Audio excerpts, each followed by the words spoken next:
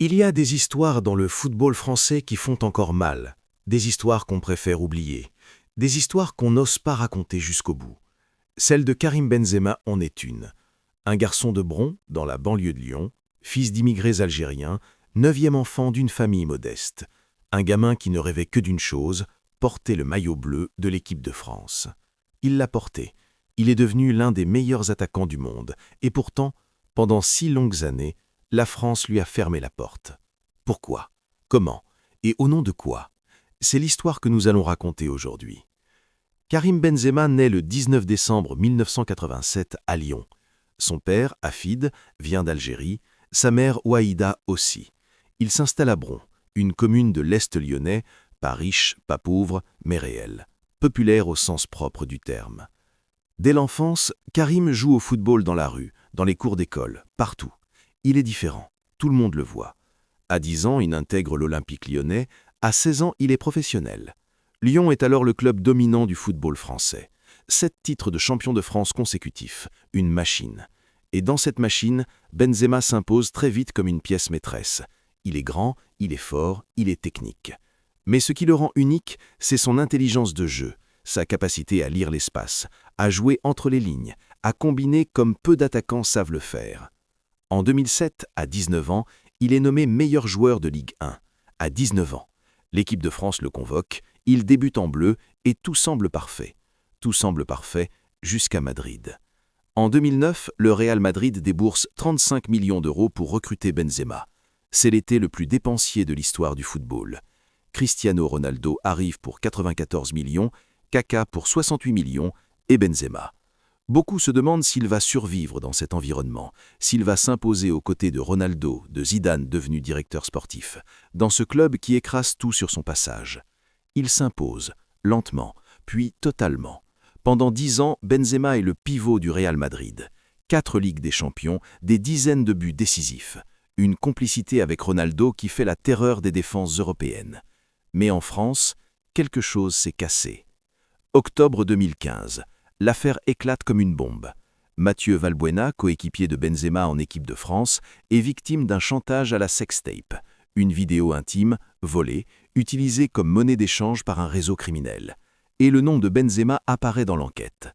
Selon les enquêteurs, Karim Benzema aurait servi d'intermédiaire.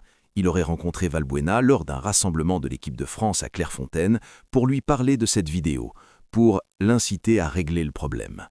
Benzema nie. Il dit qu'il voulait simplement aider son coéquipier, que ses intentions étaient bonnes, qu'il ne savait pas vraiment ce qui se tramait derrière.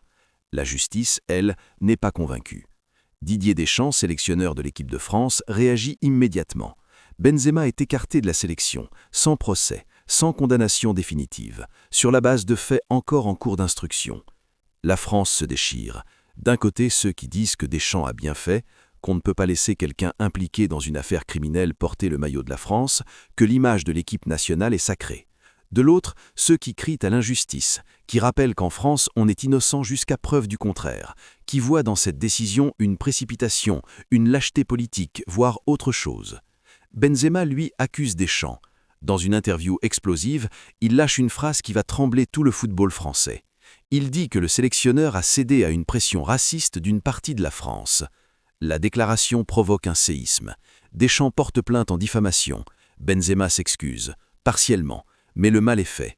Le fossé est immense et les portes de l'équipe de France restent fermées. 2016, l'Euro se joue en France. Benzema n'est pas là. La France atteint la finale. Elle perd contre le Portugal. Beaucoup se demandent « et si Benzema avait joué ?» 2018, la Coupe du Monde en Russie. Benzema n'est toujours pas là. La France est championne du monde. Mbappé, Griezmann, Pogba, les Bleus soulèvent le trophée et Benzema regarde la télévision depuis Madrid. 6 ans. 6 ans sans maillot bleu, 6 ans de silence, de rancœur, de questions sans réponse. Pendant ce temps, au Real Madrid, Benzema continue. Il marque, il régale, il gagne. Et après le départ de Cristiano Ronaldo en 2018, il ne se cache plus derrière personne. Il devient le patron.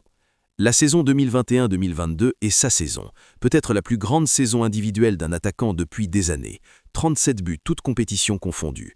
Des buts en Ligue des Champions, contre Chelsea, contre Manchester City, contre Liverpool. Des buts impossibles, des renversements de situations qui font entrer son nom dans l'histoire. le Real Madrid remporte la Ligue des Champions, Benzema est élu meilleur joueur d'Europe et en octobre 2022, le Ballon d'Or. Karim Benzema, fils de Bron, gamin de la banlieue lyonnaise, reçoit le Ballon d'Or, le trophée individuel le plus prestigieux du football mondial. 34 ans, après des années d'ombre, de polémiques, d'exclusion, il le tient dans ses mains et il pleure. Mais revenons en arrière, car entre-temps quelque chose d'important s'est passé. En 2021, Didier Deschamps fait le geste que beaucoup attendaient depuis des années. Il rappelle Benzema en équipe de France, pour l'Euro 2020 disputé en 2021 à cause de la pandémie. 6 ans après son exclusion, la réconciliation est officielle. Benzema revient, il marque, il joue, il se comporte comme un professionnel exemplaire. Et les Français les accueillent. Pas tous. Certains n'oublieront jamais. Certains ne lui pardonneront jamais l'affaire Valbuena. Certains estiment que le retour était une erreur. Mais sur le terrain, les chiffres parlent.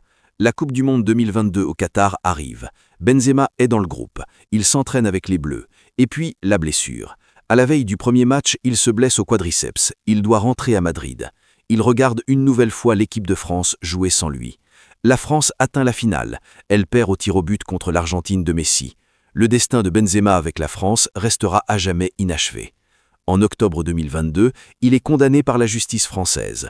1 an de prison avec sursis et 75 000 € d'amende pour complicité de tentative de chantage dans l'affaire Valbuena. Il nie toujours avoir voulu nuire à son coéquipier. Quelques jours plus tard, il annonce sa retraite internationale. La page est tournée. Karim Benzema quitte le Real Madrid en 2023 après 14 saisons.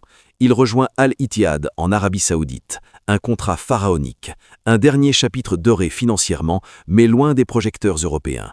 Que retenir de cette histoire? Un talent immense, incontestable, reconnu par le monde entier.